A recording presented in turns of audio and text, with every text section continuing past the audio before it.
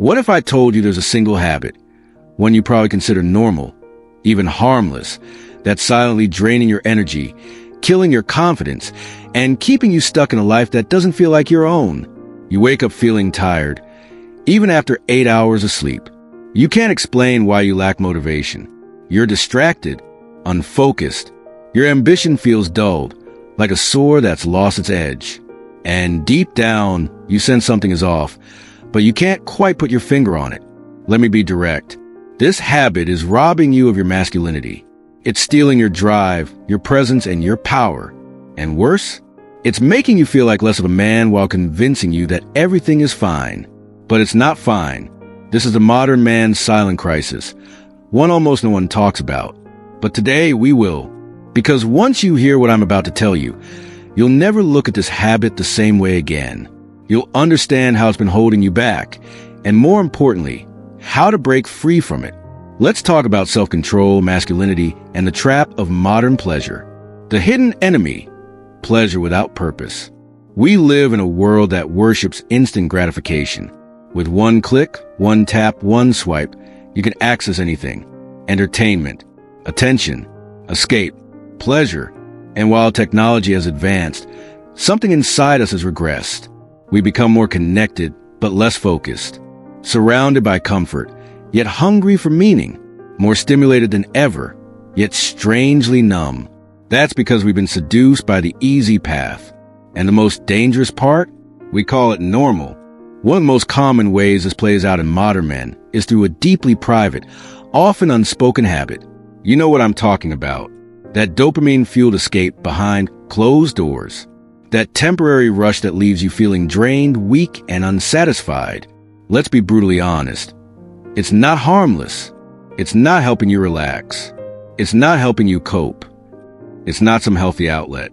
It's robbing you of your life force, your edge, your hunger, the very essence of your masculine drive. You feel the effects whether you admit it or not. The guilt afterward, the lack of motivation, the numbness that creeps in, the shame you can't quite name. Why? Because your brain is being hijacked. Science proves that every time you engage in this habit, your brain gets flooded with dopamine, the chemical of pleasure. But here's the catch. The more often this happens, the more your brain adapts. It raises the threshold. What once satisfied you now feels dull. So you go back for more, and more, and more. Soon, you've trained your mind to seek cheap, easy reward instead of meaningful achievement. You rewired your brain to avoid challenge and chase comfort, to feel satisfied without actually accomplishing anything. And that right there is the death of masculine purpose. The Stoics saw this coming. Long before neuroscience explained dopamine addiction, the Stoics already knew what it did to the soul.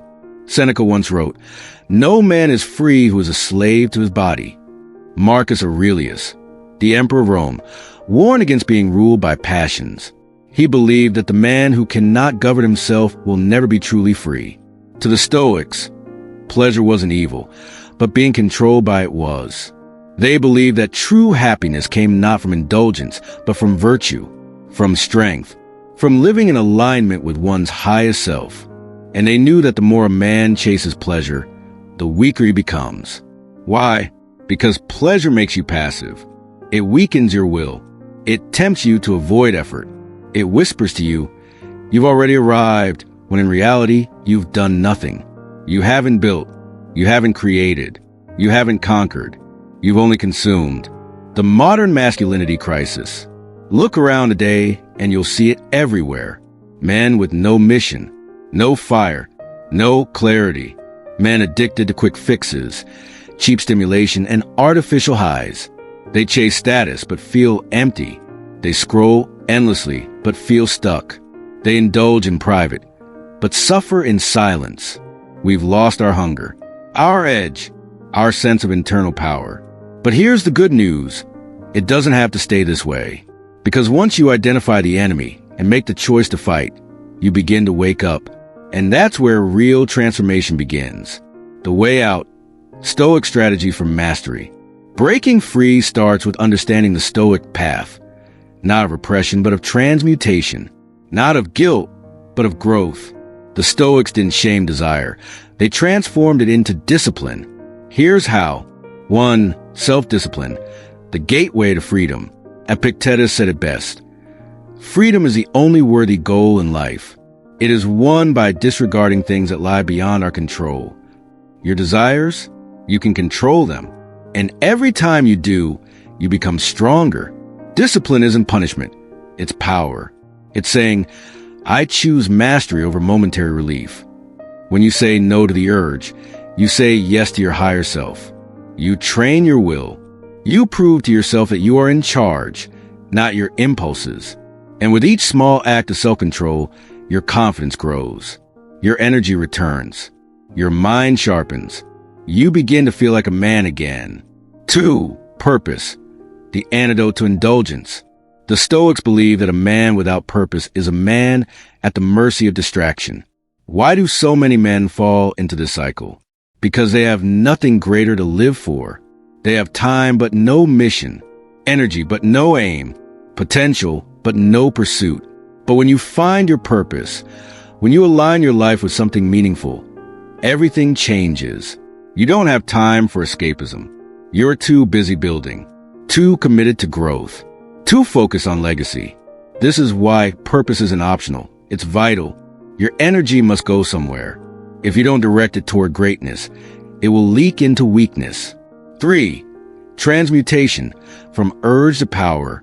The ancient Stoics and later thinkers like Tesla and Napoleon Hill understood this well. Sexual energy is not just physical. It's creative. It's spiritual. It's fuel. And when that fuel is wasted, so is your potential. But when it's redirected, channeled into creation, building, leadership, art, impact, it becomes a superpower. This is what the Stoics practiced. Turning instinct into excellence. Turning fire into focus.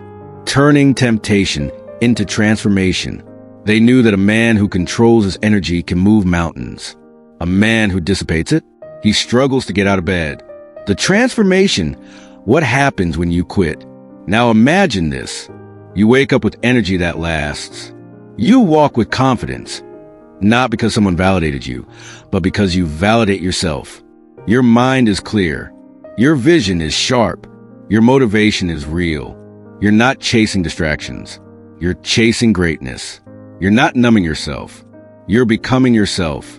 Your testosterone levels rise. Your emotional stability increases. Your drive returns like a tidal wave.